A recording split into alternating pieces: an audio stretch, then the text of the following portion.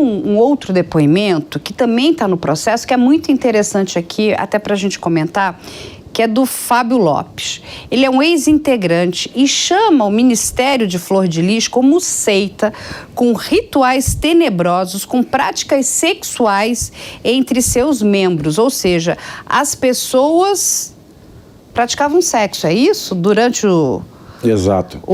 Os rituais religiosos? Segundo essas testemunhas, essa do Fábio principalmente, que foi confirmada por outras testemunhas, aliás. Esse processo, ele trouxe muita coisa à tona. Ele mostrou que ela cometeu o crime, mostrou também que a vítima não era a flor que se cheirasse, mas nada justifica um assassinato. E, além disso, jogou por terra a santidade desse ministério e mostrou tantos outros crimes que eram praticados. E isso começou a dar errado, Carla, quando ele foi assassinado. E a própria Flor de Lis, ela corrobora a versão de que foi um latrocínio. Ninguém dá mais de 30 tiros num latrocínio, ainda mais quando não é levado nada da vítima. Ainda mais quando isso acontece dentro da casa da pessoa, nada é levado nem da casa nem da vítima, e ele recebe tantos tiros, especialmente na parte genital. Então, aí levantou uma luz amarela, para não dizer vermelha, de cara. Então, ela corroborou essa história por um tempo, chorou, fez o papel da viúva, e foi quando a investigação apontou a Flor de Lis como a chefe, a mandante desse crime, que as coisas começaram a aparecer. Além da investigação policial, da perícia técnica científica, que foi fenomenal, as testemunhas mostraram isso. Muitos jovens eram levados para esse ministério da Flor de Lis, para a religião dela, e eles eram abusados sexualmente, para não falar estupro de vulnerável, pela própria Flor de Lis e pelo pastor Anderson do Carmo.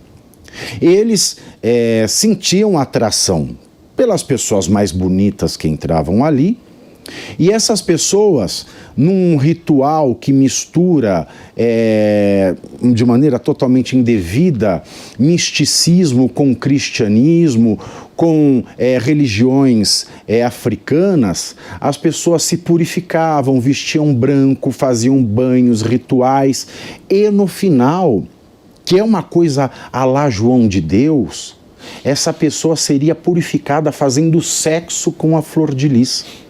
De outra maneira, missionários evangélicos que vinham de outros países recebiam como agrado mulheres filhas da Flor de Lis e do pastor Anderson, que estavam ali. Então eles escolhiam, muitas delas inclusive esposas de outros filhos desse casal.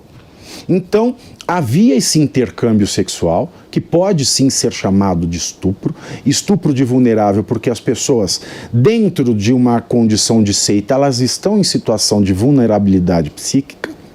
Então nós temos esses vários outros crimes, o abuso, o estupro, a exploração da prostituição, que são coisas que apareceram em testemunhos, mas que não entraram nesse processo.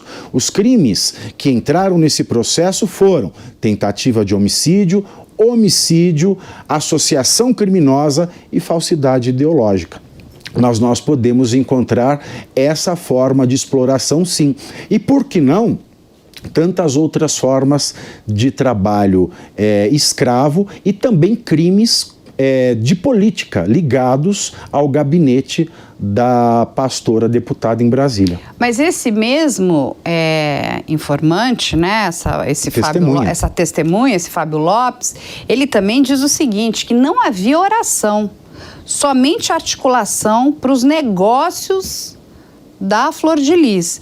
Então, que aquilo tudo era uma grande fachada. Agora, tem um outro depoimento também que é muito interessante, que está no processo aqui, que é de uma pessoa chamada Carla Evelyn.